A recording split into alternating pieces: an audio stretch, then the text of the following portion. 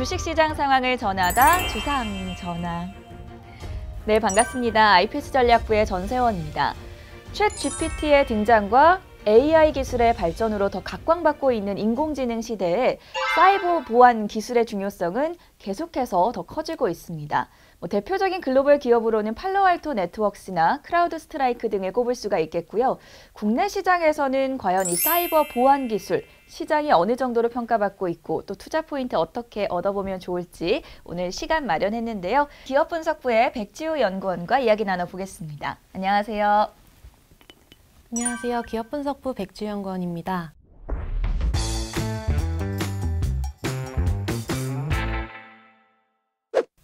오늘 소개해 주실 내용을 보니까 리포트 제목이 사이버 세계 속 나 잘 부탁드립니다 라고 되어 있더라고요. 네네. 여러 가지 의미를 담아서 이 제목을 지으셨다고 들었는데 어떤 내용이었을까요? 우선 사이버 세계 속에 개인들이 피해를 많이 받고 있다 보니까 보안 솔루션한테 이제 좀 잘 부탁드립니다. 이런 내용도 담고 있고요. 네. 제가 이게 또 신한투자증권에서 낸 첫 정식 리포트라서 또 저를 또 잘 부탁드린다는 의미도 담고 있습니다. 저희 백지우 연구원의 리포트 많이 여러분 현명한 투자 전략에 참고해 주셨으면 좋겠고요. 네, 제가 앞서 말씀을 드린 대로 이 사이버 보안 기술의 중요성 날로 더 커지고 있는데요. 사실 국내 시장에서는 주가적인 측면으로 봤을 때는 다소 아쉬운 점이 있는 게 사실입니다. 왜 그럴까요? 네, 우선 주가적인 측면과 사이버 보안의 산업의 중요성에 대해서 한번 말씀을 드려볼 텐데요. 우선 사이버 보안 시장이 왜 각광을 받고 있냐, 왜 중요한지를 먼저 말씀드리고 한국의 주식들이 왜 좀 지지부진한 모습을 보이고 있는지 말씀을 드리겠습니다. 먼저 사이버 보호 시장은 예전에는 보안이라고 하면은 정보나 데이터, 즉 개인정보를 보호하는 영역에 그쳤습니다.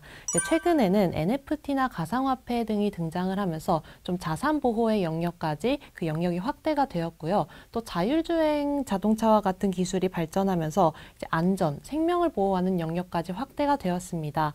또 이런 사이버 보안의 영역이 확대가 되면서 해킹의 피해도 급증했는데요. 해킹의 피해가 늘어난다는 것은 사이버 보안의 중요성을 좀 증명해주는 그런 사례라고 할 수 있겠습니다. 정말 대표적인 것만 말씀을 조금 드려보면은 작년에 진행되었던 러시아 우크라이나 전쟁 같은 경우에는 이제 사이버와 국제 해킹 조직이 참여한 하이브리드 전쟁으로 양상이 진행이 되었습니다.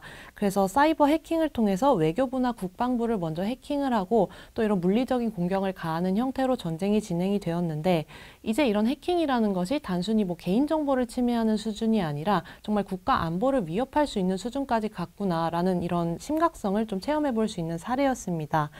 일상 속에서 찾아보자면은 배달 어플이나 콜택시 어플이 해킹을 당하면서 한 2, 3일 동안 그런 어플과 실생활에서 불편함을 초래하는 사건도 있었습니다. 또 개인적인 해킹으로는 데이트 어플리케이션의 14만 명의 회원들이 해킹을 당하면서 좀 이런 협박 사례가 꾸준히 증가하면서 2021년에만 해도 한 1조 원 정도의 개인 부문 사이버 침해 유형 피해 사건이 발생을 했습니다.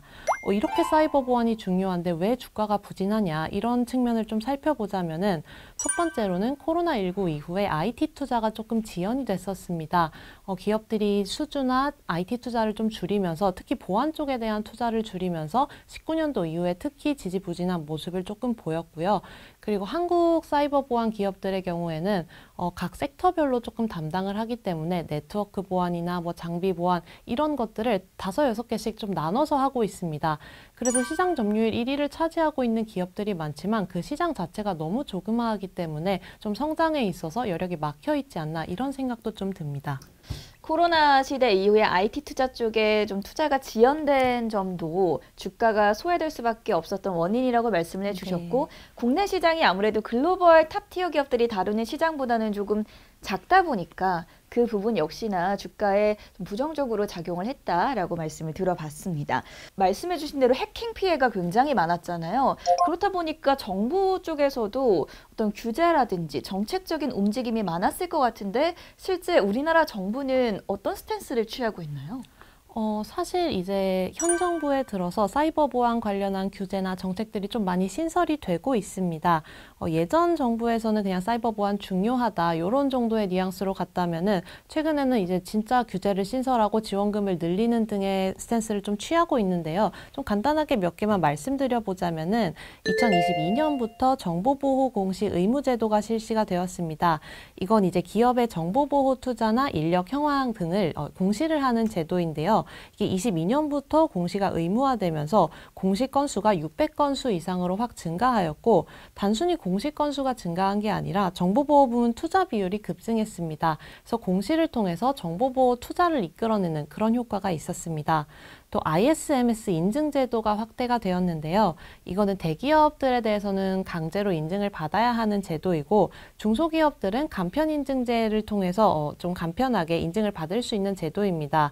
대기업들에 대해서는 조금 더 강화된 요건을 요구하면서 인증 제도를 강화하였고 중소기업에 대해서는 너네 이 정도만 해도 인증제도 줄게, 인증제 받아볼래? 이런 식의 뉘앙스를 취하면서 좀 중소기업이나 대기업 모두 인증제를 취득할 수 있는 그런 환경을 마련을 했습니다.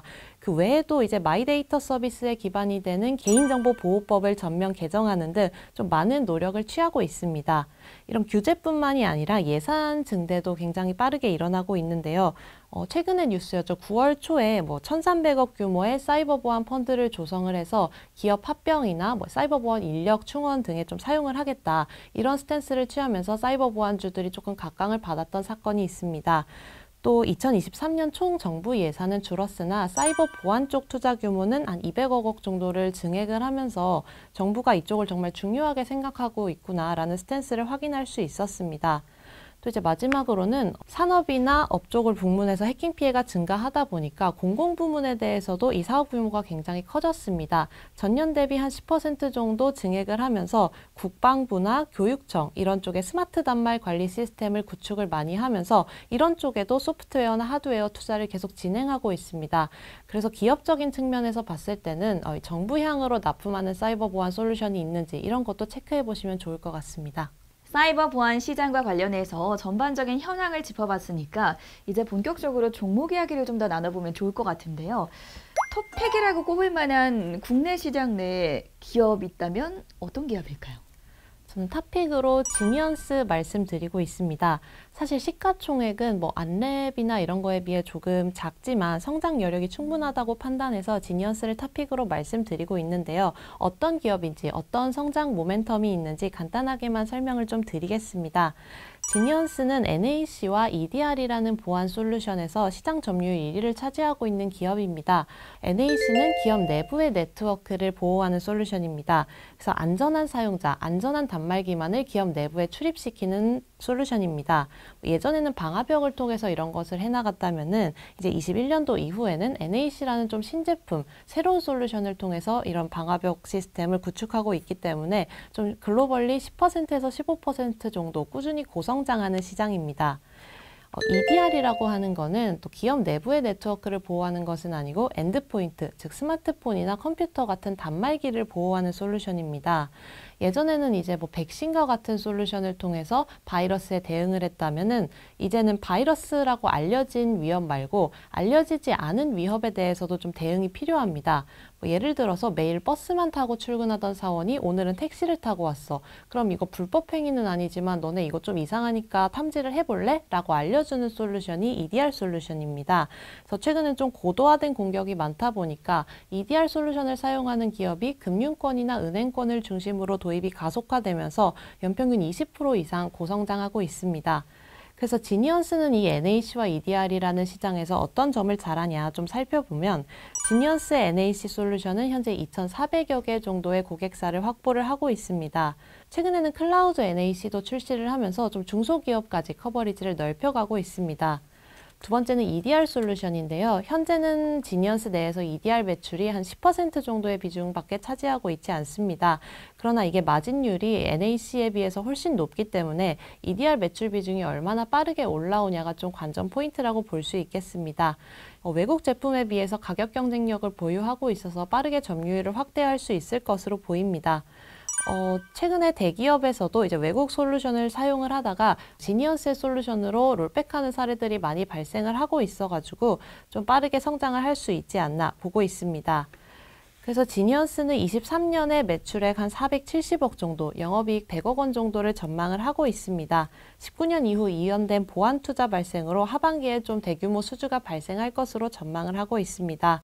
지니언스의 경우에는 시가총액이 한 1,000억 원대 정도더라고요. 사실 대장주라고 말하기는 어려울 것 같은데 그럼에도 불구하고 성장 모멘텀에 비해 주가가 고점 대비 좀 하락해 있어서 저평가 구간이다 보니까 투자자분들께서 좀 참고해 볼 만한 기업이라서 저희가 지니언스를 탑픽으로 소개를 해드렸고요. 이렇게 사이버 보안 시장 그리고 오늘의 종목까지 기업 분석부의 백지우 연구원이었습니다. 고맙습니다. 감사합니다. 다음 시간에 만나요.